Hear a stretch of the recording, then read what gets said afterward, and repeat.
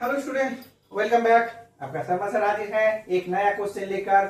आज का question AP का लास्ट क्वेश्चन है। आप लोग देखिए, क्योंकि ऑलरेडी बहुत सारा सम हम लोग हो चुका है, लगभग चैप्टर कंप्लीट हो गया है। ठीक है, जो भी एग्जाम बेस आना चाहिए आ सकता है या पॉसिबिलिटी है वो मैंने कर दिया हूँ।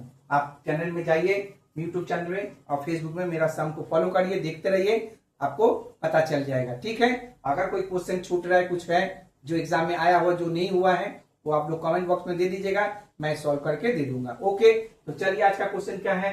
बोला है the sum of first three terms of an AP is 42 and the product of the first and the third term is 52, then find the first term and the common difference. ठीक है, चैप्टर आप लोग देख ही रहे हो। Chapter किसका है, question क्या है ना, अर्थमेटिक प्रोग्रेशन से है और किसके लिए है, CBSE and ICSE for class 10 coming exam 2027। Okay, तो चलिए लेट करते हैं।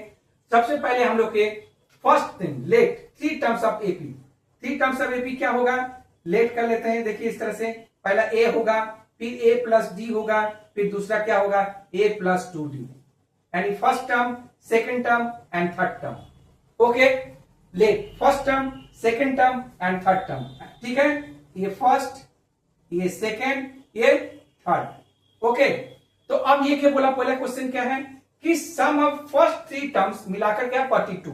पहला सम मतलब एडिशन, तो क्या होगा, A plus D plus A plus 2d equal to 42।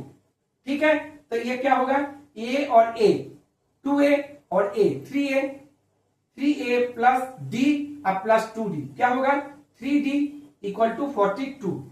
यहां पर क्या कॉमन दिख रहा है, 3, इसलिए कॉमन है क्योंकि 42 डिविजिबल है, सो 3 कॉमन लीजिए। तो a plus d equal to 42 divided by 3, तो then a plus d equal to क्या होगा, 14। ठीक है, अब इसको यहीं पर सेट रख रहे हैं, आगे देखते हैं क्या होने वाला है।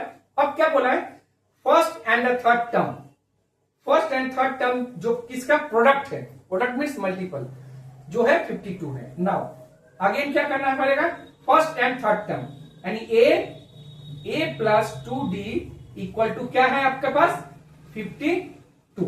देख लीजिए, है ना। और अगर हम लोग इसको सॉल्व करना चाहें तो क्या करेंगे, क्या करना चाहें, कुछ तो करना पड़ेगा ना।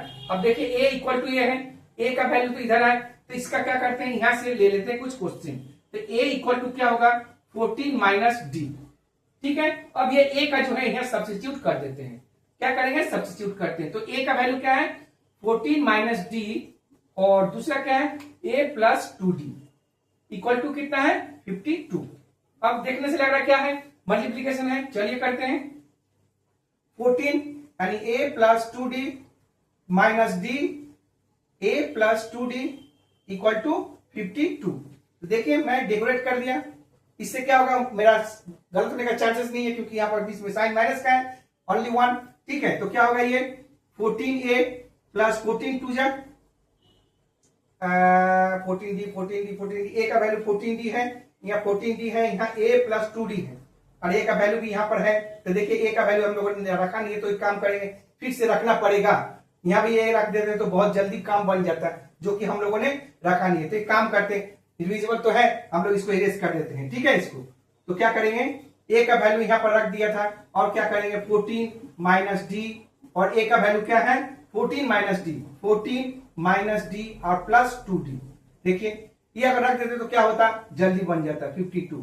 यहां पर लिख देते हैं substitute since a equal to 14 minus d. Okay, substitute हम लोगों ने किया, तो क्या होगा, 14 माइनस डी, और यह क्या होगा, 14 और minus D plus D 2d, क्या होगा, प्लस डी होगा। ओके ना, इक्वल टू 52। देखिए ये अगर कर दिए होते तो जल्दी बन जाता, हम लोगों ने देखा नहीं तो कोई बात नहीं है। ओके, मिस्टेक्स किसी से भी हो सकता है, थोड़ा सा ध्यान देना पड़ेगा।